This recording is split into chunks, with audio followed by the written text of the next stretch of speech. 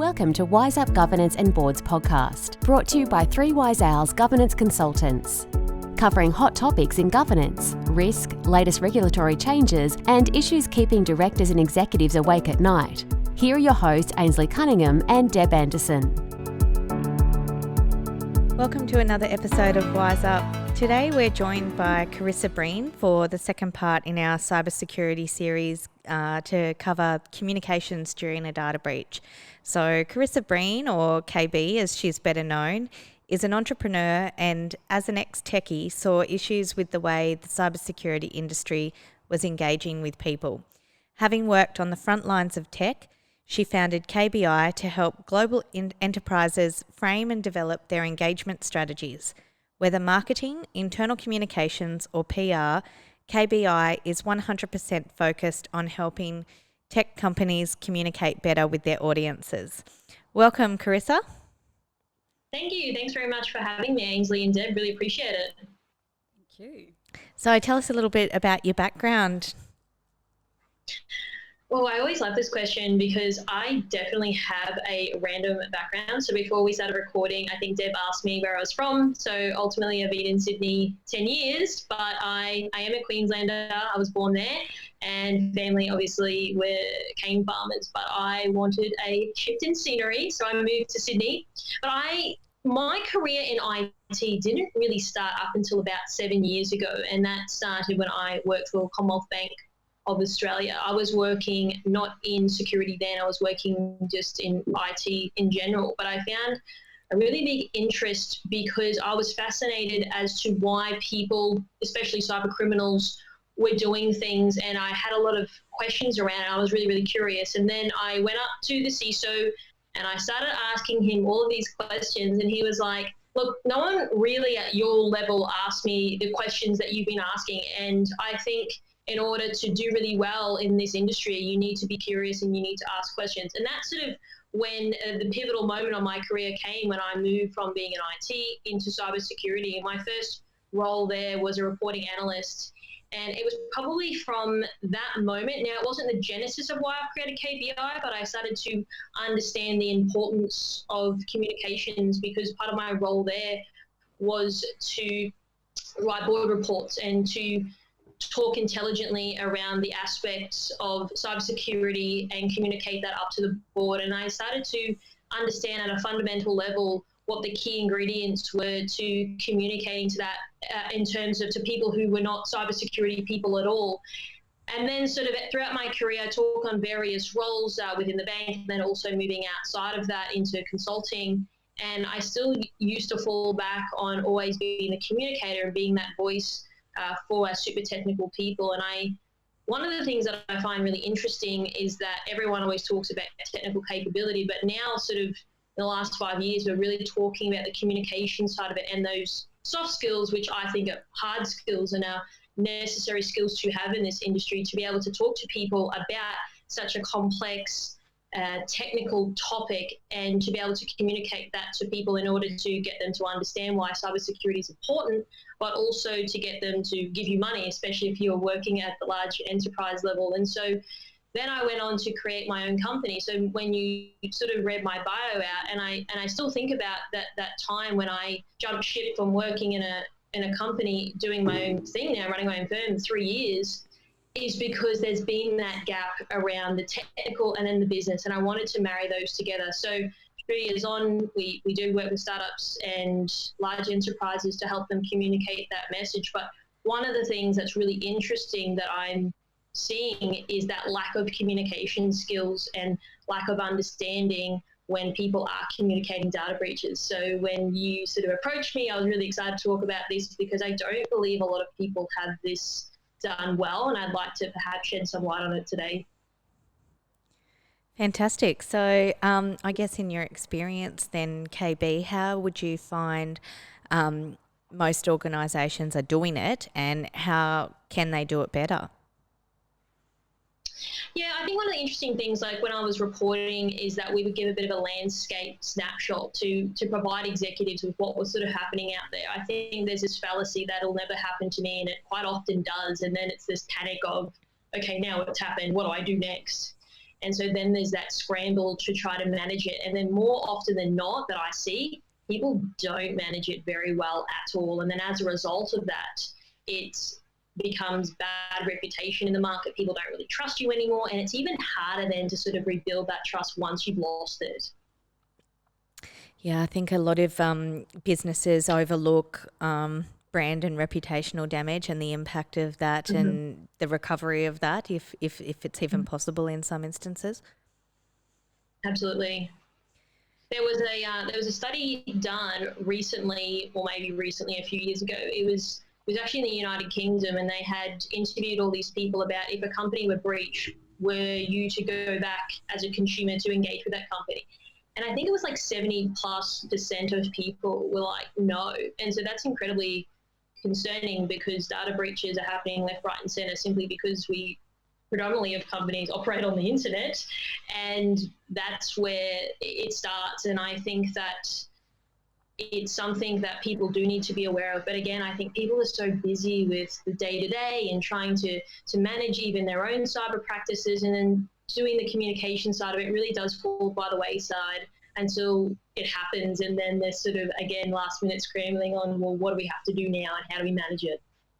And communication along the whole sort of journey is important too, isn't it? So even, you have a breach, even if you're still in the early stages of investigating that breach, it's important to just communicate and say, look, this has happened, we're investigating it, and we'll just keep you informed along the way.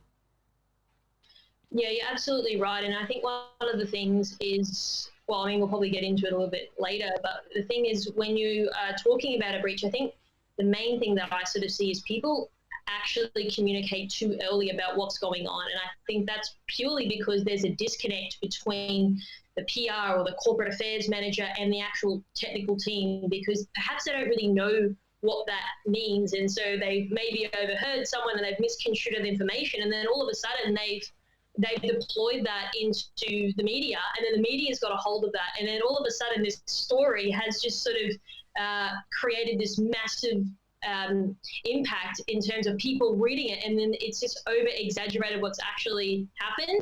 And so I see that a lot, because people are ill informed, and therefore they get a hold of something and then they can write a story on it.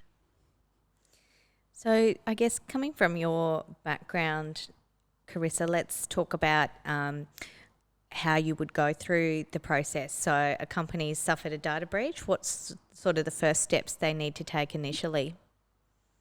Look, I think initially, now every company kind of varies, but if we sort of just use in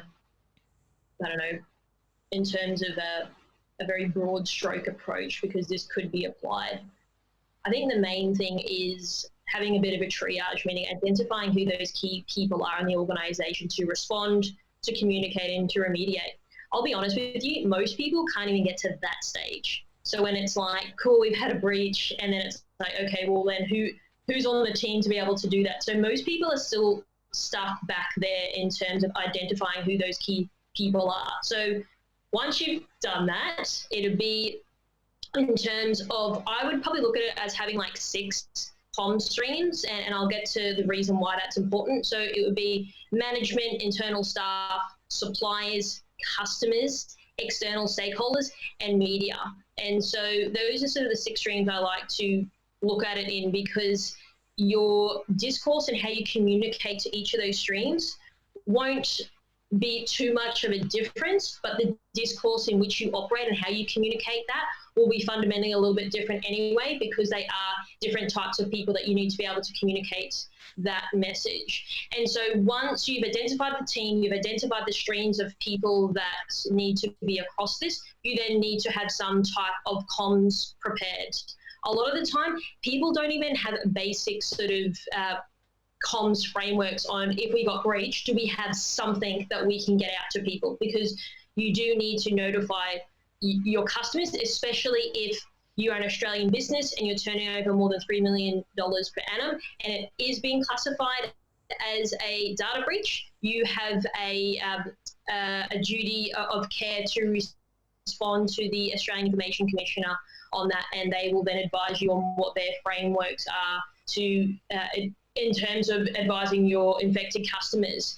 And so once that's sort of been established, after that, you need to have a very clear plan on what you intend to do about it, and actually going to the incident response team that's sitting in your cybersecurity practice to derive what the chain of events and how that actually happened. Because again, as I was saying to you earlier, it's very easy to communicate the wrong thing and then all of a sudden the media has a different story.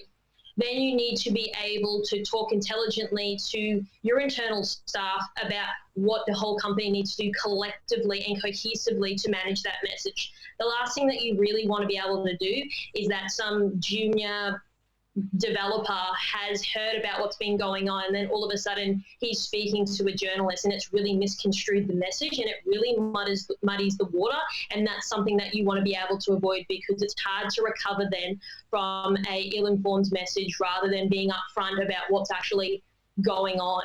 Then once you've sort of constructed all of the messaging, you need to be able to decide who is the person to communicate that message, especially when it comes to external media. And a lot of the things that I've seen, most people, again, don't actually know who that is, because it might not be the CEO. Maybe it's the corporate comms lady. Maybe it's the incident response guy.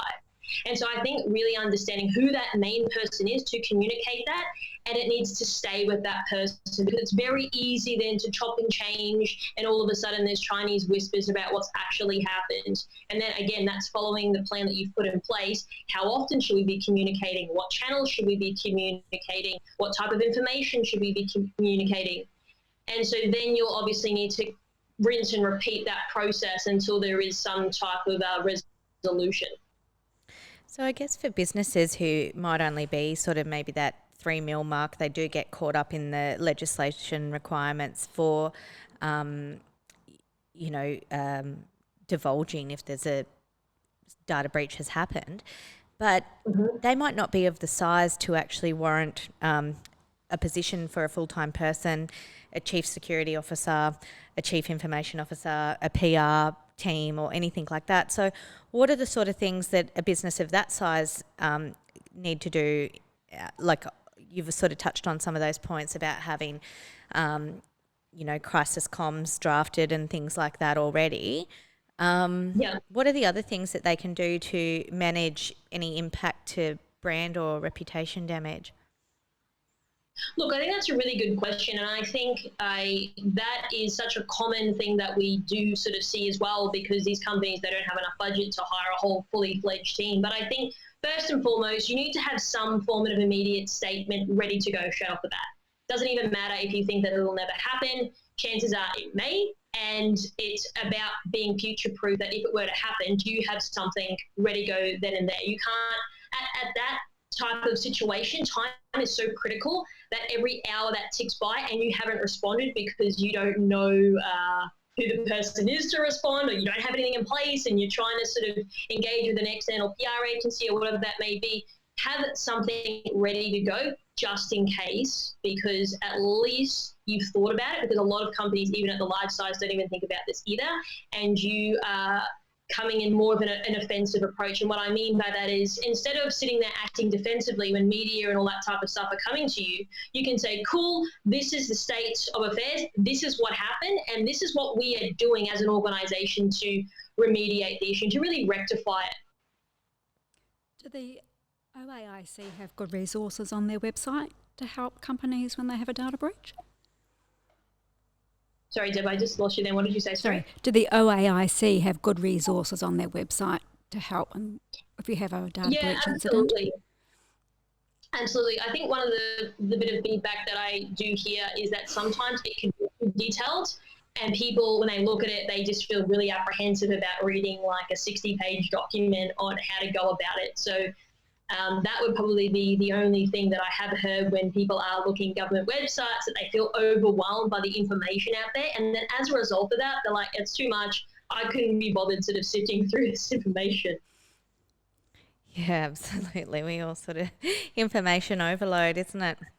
So in terms of, establishing a core data breach response team, who are the sort of key players? I mean, you've mentioned previously the CEO and maybe a PR person, but is it worthwhile getting in an external PR agency in this space?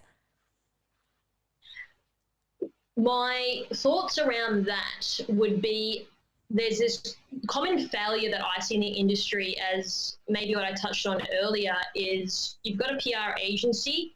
They don't really at a core level understand cybersecurity. And so then there's this gap, and that's sort of how I created KBI, because there's this gap. And as I mentioned earlier, that people out there are communicating the wrong thing. So I'll give you an example. When COVID happened, everyone went on this government website. All of a sudden it's gone down, and a government representative came out front and center and said that they had been DDoS. Now, that's actually not what had happened. So he kind of got his facts wrong, and then all of a sudden they had to write another statement around what happened in that event. And I think that because PR agencies haven't worked in cybersecurity, and it's very nuanced, and the language is very particular about what certain elements mean, it becomes hard for them to understand at that fundamental level what that actually means. So you could do that. I would say having a comms person embedded in your incident response team, so in your SOC or Security Operations Center, for that person to work with the super technical guys to understand what's going on, and then to relay that to the business then internally to say, hey, this is actually what all this technical jargon means in layman's terms. So when you're communicating with boards and management teams, how do you kind of manage that communication conduit so that you're breaking it down in an element that they understand? I really love this question, because I think that that's like the operative question that everyone keeps asking in this industry. And I think for me personally, how I see a board member, I mean, doing this for a number of years, is they're just human beings as well. And they have the same interests that perhaps you and I have, or they have common ground. And I think that using analogies that then are relevant to those people then as well, and not sort of speaking so abstractly about a situation, and really bringing it down and bringing it back to basic, and not being so esoteric around the language that is used. And I think that it's about understanding your board members and what they actually like, and then try to use examples and analogies that make sense to them. So if they love surfing on the weekends, then talk more intelligently about that and try to relate it back to them, because people relate to people at the end of the day. And then these people really are just human beings. And I think that the reasoning why this industry has not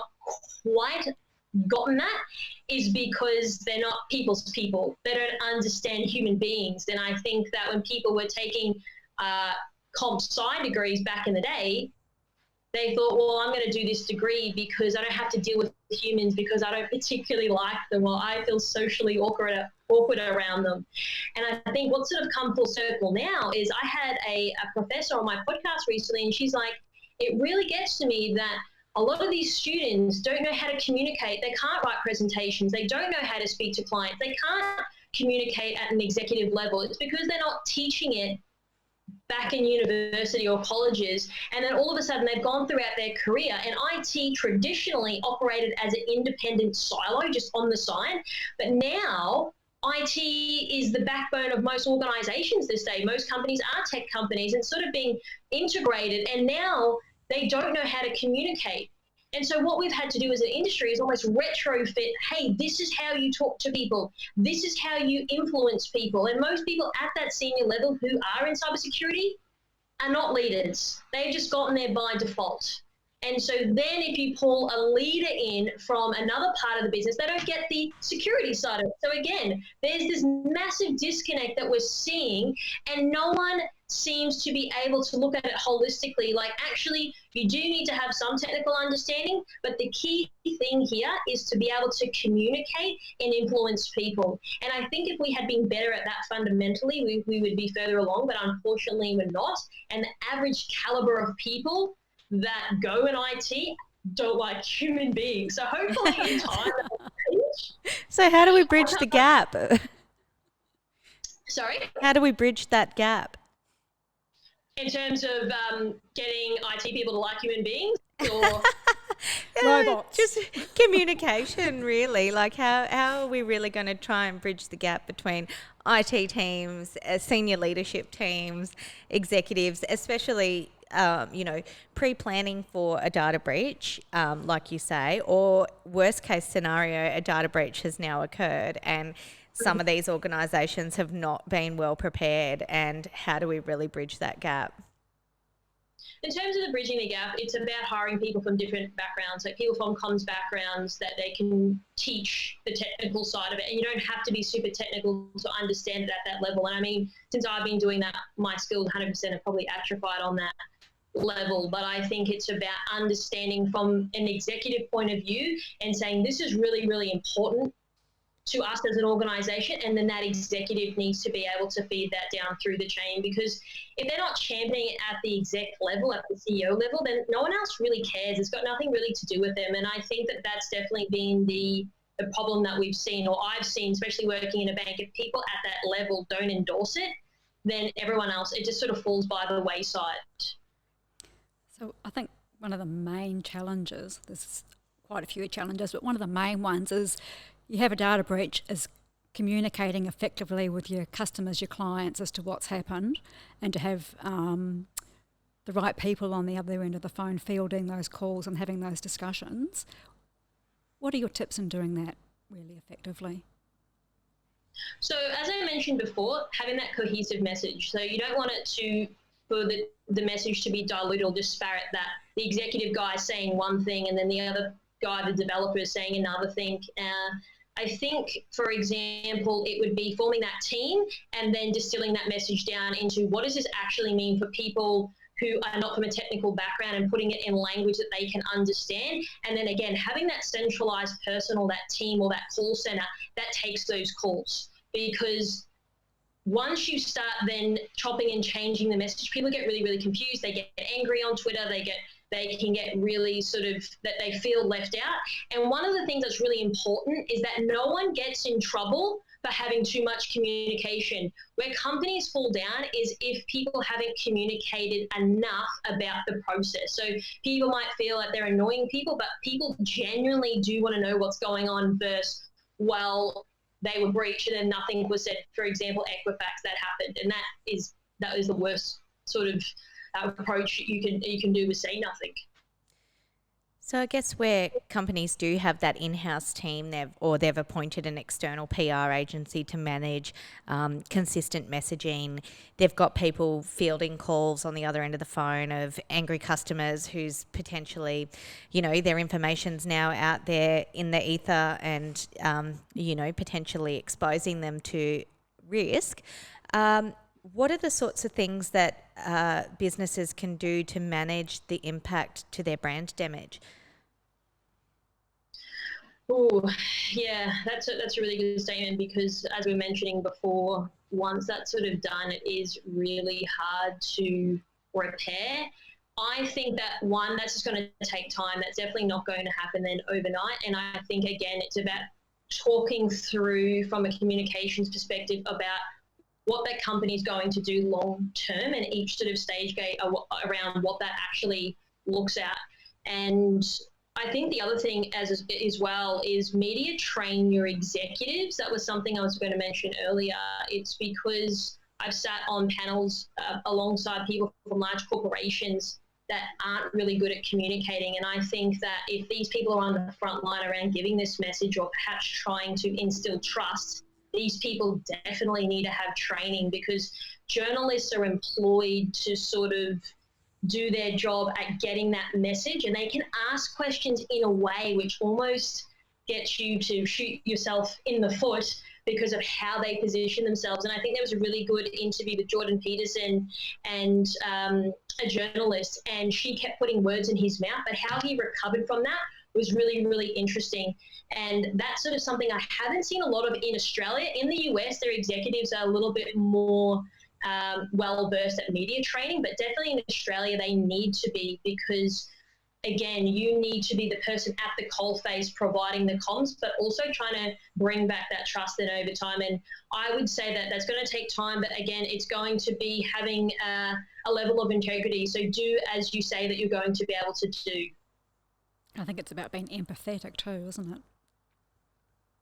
No, you're absolutely right. And I think the other thing is as well is don't try to cover up what had happened. I think just owning it and saying this is what happened. However, this is what we are going to do as an organization to remediate that. And I think one of the things that I found interesting was Barack Obama got asked in an interview, like, hey, were you smoking weed? And he just owned it.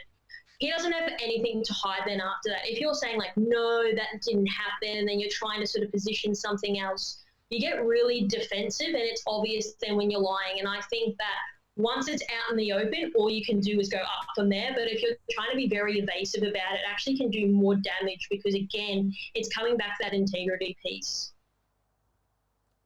So in terms of, I guess, some of the other things that you have seen businesses do in this regard, I mean, you know, like some of the banks, they might offer, you know, a token credit to people's accounts, or other businesses might offer a gift voucher or something like that to kind of soften the blow.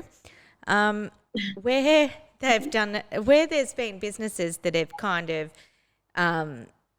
you know, tried to win back the trust, they've regained their customers, and then it's gone and happened again. We've seen some really large organisations in Australia have repeat offences in this space. What's the recovery look like for those brands? Yeah, I think, again, Australia is a very trusting nation. So when household sort of brand names, this does happen, again, it's really, really hard to be able to recover from that. Again, it's probably going to come down to the CEO running this at the coalface around having that level. I don't want to keep going back to it, but yes, having that level of integrity, but again, being very open about what's happened and having a plan in place. Saying nothing or not communicating the facts is the worst thing. And I think that there's no real, this is the way to do it, because it would depend on each individual scenario. But as I said, that like not enough people are just being honest about the situation and saying, we really care about you guys, and having more chains of communication. I think even at the moment, like with everything that's going on with Twitter, like they've got a dedicated support page. So people can get upset, but they are responding to people quickly because people hate to feel that they aren't heard. And I think that when you're dealing with a breach or an incident, you need to be really quick to be able to respond to these people so they feel heard. And generally, if you continuously try to do that and you are putting mechanisms in place to better the brand, over time that should sort of soften the blow. But again, it's once the sort of damage is done, it is really hard, but you need to be able to future-proof perhaps what that's going to look like. And actually, while thinking of it, Red Cross, how they sort of managed their breach, they still wanted to engender trust, so people continued to donate blood, and that's exactly what had happened. So I think that was a really good way to look at it then as well, in terms of a way that companies have managed breaches effectively. And Norsk Hydro was an aluminium company. They had a massive breach, but how they communicated it and handled it, their share price went up. So again, those are kind of rare, but there are good sort of test cases out there around how a company has managed it effectively and that have sort of come full circle then. And I think people are forgiving in the sense of, okay, yes, they sort of stuffed up, but they've been really proactive in their approach, their comms, and their level of integrity to be able to manage that moving forward. So with the threshold for a reportable breach, it still doesn't really take away from businesses of all sizes. They still can have a data breach. It's really the same systems and processes in place. You're just not reporting to the OAIC, correct? Yeah, that would depend. So in terms of like regulated industries, so like fin services and health, there definitely are more regulation around that. And I think that's a good thing, simply because people's backs are against the wall and they feel, well, I've got to be compliant, and that sort of gets them to think about security. But other industries that are not heavily regulated, not necessarily, and so that then becomes the downfall because they're not being monitored. It means that perhaps they're not considering security because nothing's necessarily going to happen. They're not going to lose their license or anything like that. So to some degree, that's why I like regulation and compliance for those reasons. And I think over time they'll try to span across more industries that I've been speaking to people on my own podcast. But again, it's just going to take time, because when you think about the internet, like when you have a driver's license, like you have rules and regulations that you sort of abide by. But on the internet, it doesn't really work like that. And I think the cybersecurity industry is constantly just trying to play catch up with what's going on. So when you talk about future-proofing, having comms, it just feels overwhelming to a lot of people. So you talked briefly before about having those 6 different silos and different types of messaging. Can you give us an example of, an internal communication versus an external communication, and what sort of messaging you would be giving to sort of staff as your internal stakeholders? I think for an internal, then that's going to be dependent on how you do want to be honest, but then you don't want to be so honest in the fact that some guy goes home, tells his wife, and his wife knows a journalist at the media company, for example. So I think just being very clear and concise and being honest about what happened and what the organisation's going to do about that, and what that individual then needs to do, like what's their sort of participation in it. So it could be, if you get phoned up by a journalist, don't answer their call and just say, look, I'm not the right person to speak to, but Sally, who's the corporate comms manager, she can funnel your call. Or we do have our hotline number that you can call up in terms of understanding a little bit more about what that actually means. And so in terms of the media side of things, that is always a very interesting one, because sometimes it doesn't really matter what you say, that they'll misconstrue the information and then start writing a headline about something. But again, it's about being honest. You can't be evasive about the situation and then saying, hey, we do have a plan and this is what we intend to do about it. And being just very short and concise. You don't have to be super detailed. And I think just doing daily updates on your social media accounts around this is what we are doing. And if you have further concerns, please call this number, and our team, who have been trained internally to be able to respond effectively. And how do you manage that, I guess, the lag time between one, identifying that a breach may have occurred, and to the point where we've now got a handle on that information and we understand how people have been impacted, what sort of information may have been leaked, etc.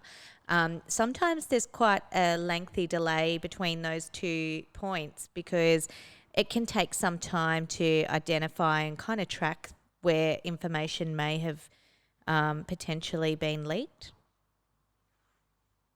Yeah, you're absolutely right. Like, there are statistics that some companies won't even know that they've been breached until like 200 days or something ridiculous. So it is really, really hard to tell. But I think that as soon as you know something, you need to be able to have that triage meeting, bring in the appropriate people to say, okay, what's going on and how are we going to be able to manage this? And I think what companies should start to do is have that playbook in place, have some type of framework in place about what actually happens. And I think, Ainslie, how you and I met originally was on that BCP sort of webinar. And that was really interesting, because the same type of concepts do apply to this, and knowing like, well, what do we do now? And I still don't think a lot of people have really nailed this, but I think that, again, having some type of communication straight off the bat to be able to send out to people is what you need to be able to do. And it doesn't need to be an essay. It just needs to be, this is the thing that's happened, this is what we're going to be able to do about it, and have that sort of bullet pointed or one sort of 1, 2, 3 around this is what we're going to be able to do, and then when they're going to be able to hear more communications from you. So if it's daily, make sure it's daily. Don't say daily and then it's weekly. Again, like, that will then lose trust in people, because you're not doing as you say you're going to be doing. So have you got any statistics about generally how long the whole process takes from the time of the... No, not really. Oh, there must have been a lag there. Sorry, Dave. I must have cut. No, it's right. You go. Not specifically. Again, it's going to really depend on the industry. So if they are regulated, that could be longer, because they have to go through the whole process. They have to audit what's going on. But no, I don't have any statistics on hand, unfortunately. So before we wrap up today, Karissa, is there some top 3 tips that you'd like to leave businesses with in terms of your skill set and, the benefit of hindsight in some of these scenarios? I think having a playbook, so having some type of basic framework around if something were to happen, do you have comms that you can send out then and there? I think if it does happen, be honest. Don't try to cover it up. Don't try to lie about it. Be real about the situation. And then number 3, really identify who those people are in the organisation, and then start to test or war game the situation as well. I don't think I touched on that, but again, when these sort of things happen, people feel really stressed and they feel overwhelmed and they don't know how to manage it. So I would say probably every 6 months, go through, if we were to be breached, how would we as an organisation manage this? And because the last thing that you really want to be able to do is know that you don't have that confidence in your staff to be able to respond effectively. Great tips. Yes, absolutely. Get your war game on. Thank you. Really appreciate you guys having me today. No worries. Thank you so much to all our listeners for joining in today, and thank you so much, Karissa, for joining us. Thank you so much for having me. I really appreciate it. That's all for today. Until next time, happy podcasting. And remember, if you're enjoying the show, check out our other episodes and all things governance at www.3wiseowls.com.au.